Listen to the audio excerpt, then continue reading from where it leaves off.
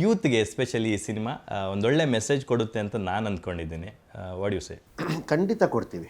ಯೂತ್ಸ್ಗೆ ಅಷ್ಟೇ ಅಲ್ಲ, ಫ್ಯಾಮಿಲಿಗೂ ಕೂಡ ತುಂಬ ಒಂದು ಒಳ್ಳೆ ಮೆಸೇಜ್ ಇಟ್ಟಿದ್ದೀವಿ.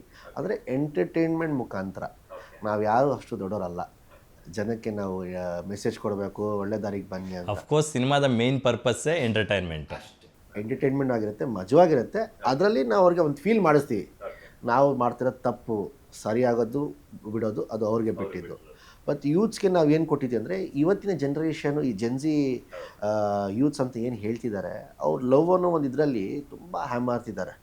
ಒಂದು ಹುಡುಗ ಆಗ್ಬೋದು, ಹುಡುಗಿ ಆಗ್ಬೋದು, ಅದು ಯಾವ ಥರ ಇರುತ್ತೆ ಸಿನಿಮಾ ಅಂತ ಅದು ನೋಡಿದ್ಮೇಲೆ ಅವ್ರಿಗೆ ಗೊತ್ತಾಗತ್ತೆ. ಹಾಗೆ ನಾನು ಇವತ್ತಿನ ಜನ್ರೇಷನ್ ಜೆನ್ಸಿ ಪೇರೆಂಟ್ಸ್ ಇದ್ದಾರಲ್ಲ, ಅವರು ಅಷ್ಟೇ, ಅವ್ರ ಲೈಫಲ್ಲಿ ಅವ್ರು ಬ್ಯುಸಿ ಆಗಿಬಿಟ್ಟಿದ್ದಾರೆ.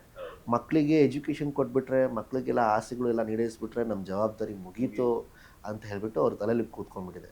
ಮಕ್ಕಳು ನಿಜವಾಗ್ಲೂ ಓದ್ತಿದ್ದಾರಾ ಇಲ್ವಾ, ಅವ್ರು ಯಾವ ದಾರಿಯಲ್ಲಿ ಹೋಗ್ತಾ ಇದ್ದಾರೆ ಎಕ್ಸಾಕ್ಟ್ಲಿ ಕ್ಲೀನಾಗಿ ಅಬ್ಸರ್ವ್ ಮಾಡಿ. ಏನಕ್ಕಂದರೆ ಅವ್ರು ಈ ಟೈಮೆಲ್ಲ ಯಾಕೆ ಕೊಡ್ತಿಲ್ಲ ಅಂದರೆ, ಅವ್ರು ಟಾಕ್ಸಿಕ್ ಆಗಿಬಿಡ್ತಿದ್ದಾರೆ. ಏನಕ್ಕಂದರೆ ಅವ್ರಿಗೆ ಅವ್ರ ಪರ್ಸ್ನಲ್ ಲೈಫ್ ಬೇಕು, ಅವ್ರಿಗೆ ಅವ್ರ ಫ್ರೆಂಡ್ಸ್ ಬೇಕು, ಅವ್ರಿಗೆ ಅವ್ರ ಎಂಜಾಯ್ಮೆಂಟ್ ಬೇಕು. ಹಂಗೆ ಆಗಲ್ವೇ?